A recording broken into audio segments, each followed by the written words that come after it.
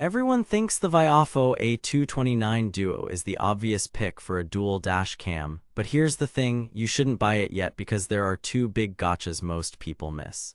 In my testing, it nailed daytime clarity, sure, but it also exposed some nighttime and parking mode realities that can make or break your decision. Look, I ran this cam for 3 weeks, about 1,000 miles in mixed city and highway driving, plus 48 hours of parked testing with a hardwire kit. And what I found flipped my recommendation twice. Stay with me because the headline specs don't tell the whole story. Before we dive into what I discovered, quick heads up. If you're already leaning toward it and want the best current price, I dropped the link below. But stick around because the details could save you money or steer you to a better fit.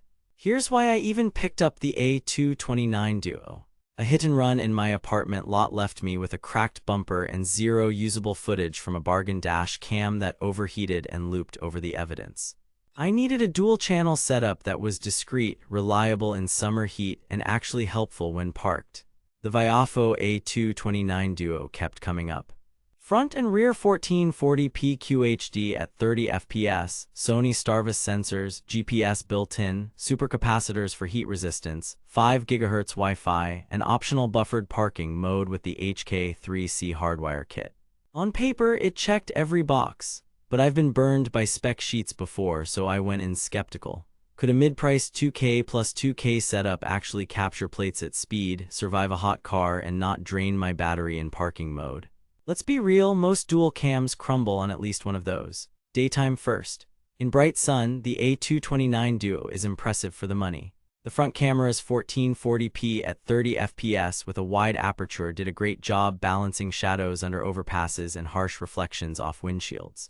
With the optional CPL filter attached, interior reflections vanished and contrast popped. At about 35-50 feet, plates were consistently legible at city speeds. The rear 1440p channel wasn't just an afterthought, it looked almost as crisp as the front, which is rare at this price. But then the sun went down. Night driving is where reality sets in. In well-lit streets, you'll still get usable detail, but in darker areas or when a car's brake lights flare, plates can bloom and smear. At 25-30 mph, I had a 60-70% success rate catching plates head-on. At higher speeds or with oncoming glare, it dropped. The rear camera is similar, good under street lights, challenged in unlit roads. This isn't a Viofo-only issue, 2K Starvis sensors across the board fight the same physics, but if your driving is mostly at night, know that you're pushing the limits of any 1440p 30 setup. Parking mode next. With the HK3C hardwire kit, you get buffered event recording, motion detection, and voltage cutoff. I set the cutoff to 12.2 V and sensitivity to medium. In a 48-hour garage test, it captured every approach and bump with a few false positives when headlights swept by. The buffer meant I got about 10 seconds before impact, which is crucial context. But then, battery draw, dual-channel parking with motion enabled will nibble at your battery if you leave it for days.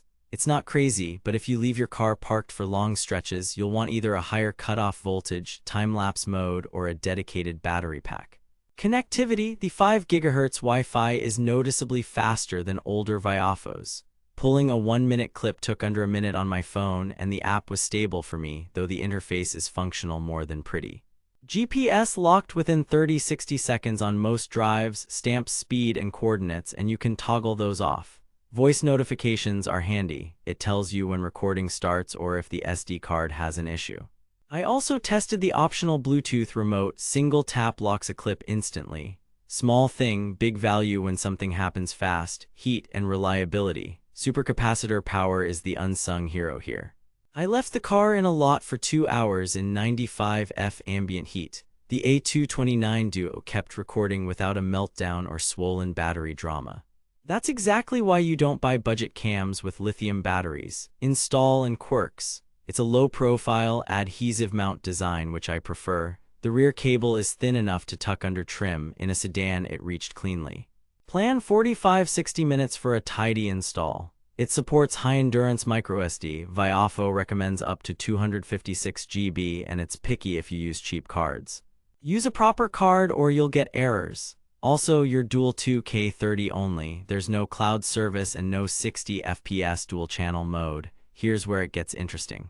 The most surprising finding wasn't the front camera, it was the rear. The A229 Duo's rear QHD channel is genuinely useful, not just a box checker. In daytime, it held onto details surprisingly well, and even at night it gave me context I've never had with 1080p rears. That's a big leap over older dual cams. And because I put in the hours, 3 weeks, multiple lighting conditions, and back-to-back comparisons with an older A129 Duo, the differences stood out. The A229 Duo's 5 GHz transfers and improved processing make it feel modern without the premium of cloud systems like Blackview or Thinkware. But here's the reality check. If you drive mostly at night or care deeply about plate capture under glare, you might want to step up to systems with newer sensors or higher bitrates. Viofo's own A229 Pro bumps the tech with improved nighttime performance and a 4K front option at a higher price. If you need cloud features or remote live view, the A229 Duo simply doesn't do that. You'd be looking at Thinkware or Blackview, and you'll pay for it. On the flip side, if you want rock-solid daytime performance, reliable parking capture with buffered events, and true dual 2K value, the A229 Duo hits a sweet spot. Now that you know where the A229 Duo shines and where it compromises, this is the point where you decide. If it fits your driving mix, grab it while prices swing. I've linked the best current deal below, plus the hardwire kit and CPL filter I used to get these results. Bottom line, don't buy the Viofo A229 Duo blindly. Buy it if you want a no-nonsense, 2K front and rear setup with excellent daytime clarity, reliable heat tolerance, and practical parking mode, and you're realistic about nighttime plate capture. Night-heavy drivers or cloud addicts should look at the A229 Pro or a cloud cam instead. For commuters, rideshare, and road trippers who value proof over fluff, the A229 Duo is the right kind of boring. It just works. The real takeaway, you shouldn't buy it until you know why you're buying it.